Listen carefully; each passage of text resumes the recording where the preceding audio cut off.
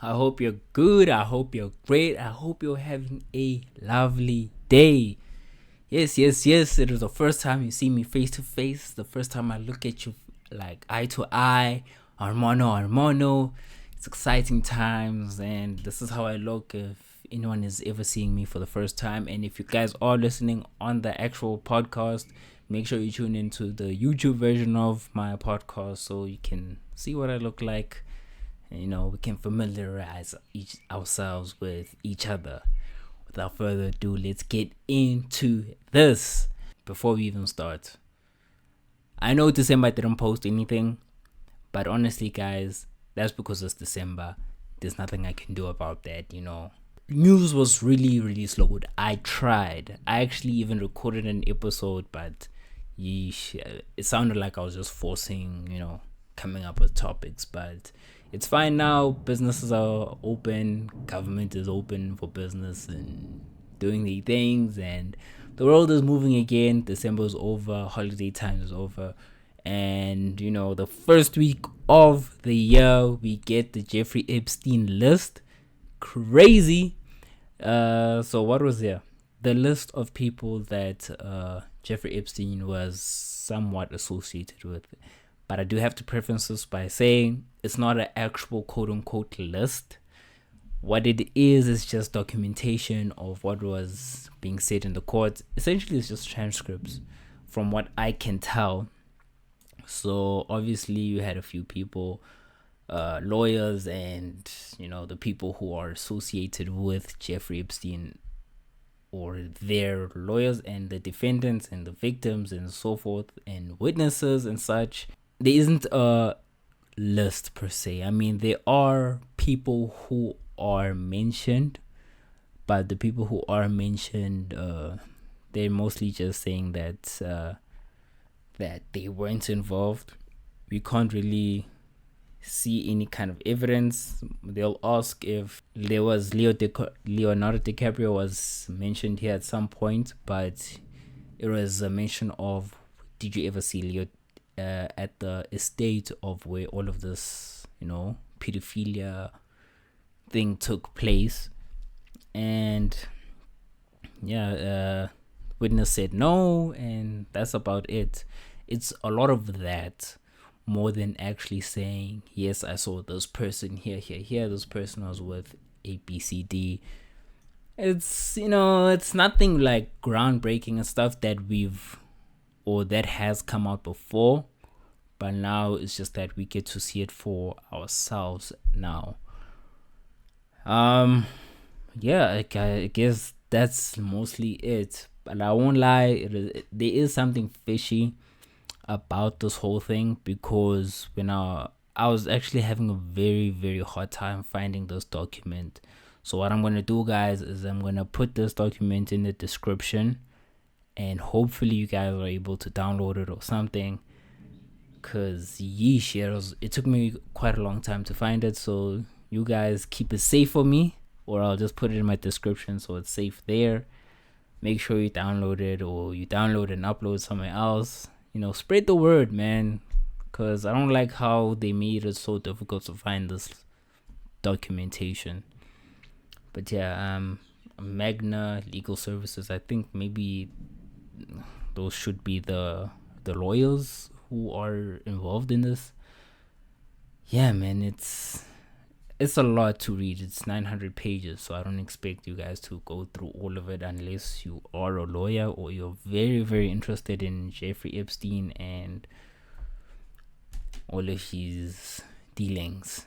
Anyways, with all of that said, and mentioning how hard it is to get something, I do want to talk about news publications and whether or how you guys can know that a news source is reliable for you, or reliable.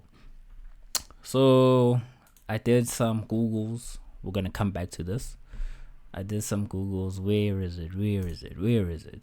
Yes. So I did some research, and I will put this in the description. Everything you guys see here, it will be in the description, so don't worry about a single thing. this website no news, like to know news. You if you're seeing it, you'll know what's going on. So yeah, this website, essentially all you have to do is go get your article from a website, throw it in here, boom, it will run it, and when it's run, when it goes through that, it'll either tell you if it's nonsense or if it's facts. So guys, be careful out there. There's a lot of fake news going around. There's a lot of, even in the actual legitimate news sources, there is a lot of bias. I don't want to say the news sources that have bias. Sometimes the bias is good, because maybe one news source will be biased on one side and the other news source will be biased on the other side, talking about the same story, so that you guys can get at least both sides of the news. So it makes it easier for you to make your own decision, makes it easier for you to know which side of the story that you lean towards. But generally speaking, news sources should not be biased in any kind of way. And unfortunately, these news sources and these articles are written by people, and people in general are biased. There's just no avoiding that. So all you guys gotta do is get your facts from multiple places, form your own opinion, and stay informed. I know a lot of the time it's you don't watch the news, you're not informed. You watch the news, you're misinformed. But I'd rather be misinformed than uninformed. At least when you're misinformed, you have somewhat of an idea of what's going on. And if you're smart enough, you can find and make your own opinions, come up with your own theories as to why things are the way they are, or why they're happening the way they are happening. This news site, or this fact checker site, is mostly based in South Africa. There is another one that is mostly based in the US. Let me try and find it here for you guys. It's called the NewsGuard. That's what it's called. The one based mostly around American publications. I'm not sure how this one works, but you guys can figure it out. I just know that it's mostly for news based around the US. Yeah, man. So you guys do that. Just please make sure you stay informed, not uninformed. It's better to be misinformed than uninformed. Otherwise, you look like, a crazy person out there. And the final thing I want to talk about today is South Africa coming through, they're coming through for Palestine, saying that Israel is guilty of genocide, and by the definition of genocide, they are correct. So I have this news article here from The Guardian. We can trust The Guardian, right? Speaking of the news and such. Anyways, let's go through this article. The ICJ, which stands for International Court of Justice, is accusing the state of committing genocide in its military campaign in Gaza. So, yes, South Africa is putting in a claim to say, no, Israel is messing up because they are committing a genocide. And obviously, we've all seen the pictures and the videos and just the state of what Gaza is in. It's really, really, really sad to see. It's just houses being bombed. It's not even like proper military compounds being bombed or being raided. It's people's houses. You see like little girl toys and houses and just everyday things all like buried in rubble. So it's really that sad to see. It gives me goosebumps like every time I see it. I try my best not to stay away from it, but at the same time I'm doing this. So Gotta, yeah. And here, this is what I was talking about. The acts and omissions by Israel complained of by South Africa are genocidal in character because they are intended to bring the destruction of a substantial part of the Palestinian national, racial, and ethnic group. And that's just what it is. The fact that they are bombing people's houses, people who are not directly involved in the war, is saying a lot. Because I mean, how do you bomb a whole person's house and then feel like, oh, okay, yeah, no, it's cool?